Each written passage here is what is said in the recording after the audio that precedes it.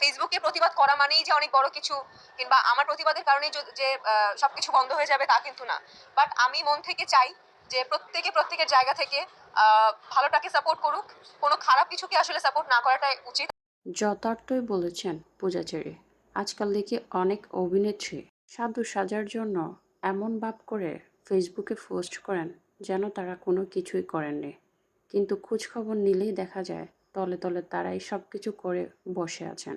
ক্ষমতাবান বড় বড় নেতাদের সাথে যাদের যত বেশি ভাব ভালোবাসা, তারাই দেখি ফেসবুকে আবার প্রতিবাদী পোস্ট করেন। মানে বিষয়গুলো আসলে হাস্যকর। আর এমন বিষয়গুলো পূজাচেরি খুব ভালোভাবে উল্লেখ করলেন।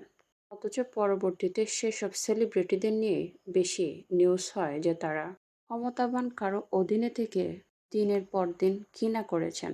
আসলে এমন মানুষগুলোই জনসম্মুখে নিজেকে সাধু সাজার চেষ্টা করেন। বাংলাদেশি কয়েকজন অভিনেত্রী রয়েছেন যারা কিনা ফেসবুকে বুঝান তারা খুবই প্রতিবাদী। আসলে তারা কি কি করে বেড়ান সে খবর আমরা পরবর্তীতে যখন পাই তখন হাসি পায় এদের প্রতিবাদী পোস্ট দেখার পর। কেউ কেউ তো এমন ভাব করে যেন তিনি কিছুই করেননি, তিনি একদম শুরু থেকেই প্রতিবাদী, অথচ তার নামে যত গুণগান শুনতে পাই বিভিন্ন সময়ে বিভিন্ন মাধ্যমে।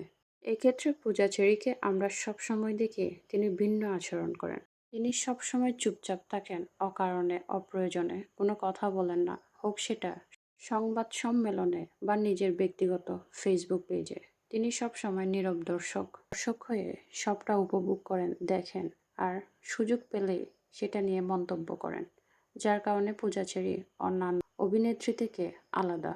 এসব গুণাবলীর জন্যই হয়তো পূজাচেরী দিনের পর দিন জনপ্রিয়তা পাচ্ছেন। এই সময়ের অভিনেত্রীদের মধ্যে এইসব গুণাবলী তেমন একটি দেখা যায় না, যা পূজাচেরীর মধ্যে দেখা যায়। শুভকামনা প্রিয় অভিনেত্রী আপনার জন্য।